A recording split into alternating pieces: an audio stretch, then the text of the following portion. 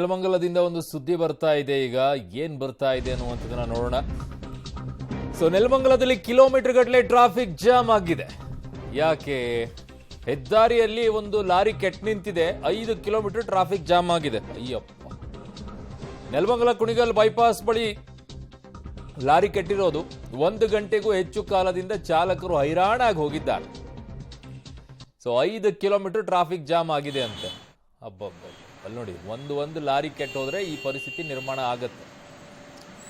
ಆ ಫ್ಲೈಓವರ್ ಮೇಲೂ ಅಷ್ಟೇ, ಒಂದು ಗಾಡಿ ಕೆಟ್ಟೋದ್ರೆ ಅದರ ಹಿಂದೆ 1 ಕಿಲೋಮೀಟರ್ 2 ಕಿಲೋಮೀಟರ್ ಜಾಮ್ ಆಗಿರುತ್ತೆ. ಆ ಪ್ರಮಾಣದಲ್ಲಿ ಹೋಗುತ್ತೆ. ಅದೊಂದು ಯಾಕೋ ಈ ಭಾಗದಲ್ಲಿ ತುಂಬ ಸಮಸ್ಯೆ ಆಗ್ತಾ ಇದೆ. ಇಲ್ಲಿ ನೆಲಮಂಗಲ ಕುಣಿಗಲ್ ಬೈಪಾಸ್ ಬಳಿ ಲಾರಿ ಕೆಟ್ಟು ನಿಂತಿರುವಂಥ ಪರಿಣಾಮ 1 ಗಂಟೆಗಿಂತಲೂ ಕೂಡ ಹೆಚ್ಚು ಕಾಲ ಈಗ ಚಾಲಕರು ಹೈರಾಣಾಗಿ ಹೋಗಿದ್ದಾರೆ, ಒದ್ದಾಡ್ತಾ ಇದ್ದಾರೆ.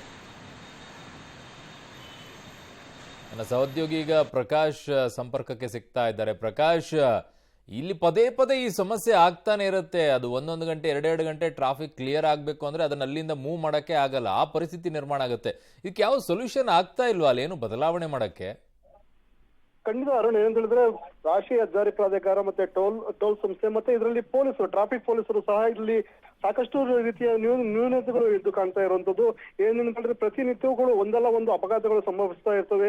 ಇದೇ ರೀತಿ ಏನು ಟ್ರಾಫಿಕ್ ಜಾಮ್ ಉಂಟಾಗುವಂತದ್ದು. ಏನಂತ ಹೇಳಿದ್ರೆ ಇವತ್ತು ಒಂದು ಲಾರಿ ಕೆಟ್ಟು ನಿಂತಿರೋದ್ರಿಂದ ಸುಮಾರು 5 ಕಿಲೋಮೀಟರ್ ದೂರ ಏನು ಬೆಂಗಳೂರು ಮಾರ್ಗವಾಗಿ ನೆಲಮಂಗಲ ಕಡೆ ಬರುವ ಮಾರ್ಗದಲ್ಲಿ ಸುಮಾರು 5 ಕಿಲೋಮೀಟರ್ ಹೆಚ್ಚು ದೂರ ಒಂದು ಟ್ರಾಫಿಕ್ ವಾಹನ ದಟ್ಟಣೆ ಆಗಿರುವಂತದ್ದು. ವಾಹನ ಸವಾರರು ಪರದಾಡ್ತಾ ಇದ್ದಾರೆ. ಒಂದು ಲಾರಿ ಕೂಡ ಆ ಕಡೆ, ಒಂದು ವಾಹನ ಕೂಡ ಒಂದು ಪಕ್ಕಕ್ಕೆ ಚಲಿಸುವಂತ ಪರಿಸ್ಥಿತಿ ಎದುರಾಗಿದೆ. ಹೀಗಾಗಿ ಸಾಕಷ್ಟು ರೀತಿಯಲ್ಲಿ ಸಮಸ್ಯೆ ಪದೇ ಪದೇ ಎದುರಾಗ್ತಿದ್ರು. ನೆಲಮಂಗಲ ಸಂಚಾರಿ ಪೊಲೀಸರು ಇದಕ್ಕೆ ಪರ್ಯಾಯದ ಒಂದು ವ್ಯವಸ್ಥೆಯನ್ನ ಮಾಡ್ಕೋಬೇಕಾಗ್ತದೆ. ಆದ್ರೆ ಈ ವ್ಯವಸ್ಥೆಯಲ್ಲಿ ಪೊಲೀಸರು ಮತ್ತೆ ಪ್ರಾಧಿಕಾರ ಮತ್ತೆ ಟೋಲ್ ಸಂಸ್ಥೆ ಕೂಡ ಎಡವಿದೆ ಅಂತಾನೆ ಹೇಳ್ಬೋದು. ಪ್ರತಿನಿತ್ಯವೂ ಕೂಡ ವಾಹನ ಸವಾರರು ಹೈರಾಣ ಆಗುವ ಪರಿಸ್ಥಿತಿ, ಇಂತಹ ಘಟನೆಗಳು ನಡೀತಾನೆ ಇರ್ತದೆ. ಅರುಣ್. ಓಕೆ ಪ್ರಕಾಶ್, ನಿಮ್ಮೆಲ್ಲ ಮಾಹಿತಿಗೆ ಧನ್ಯವಾದಗಳು.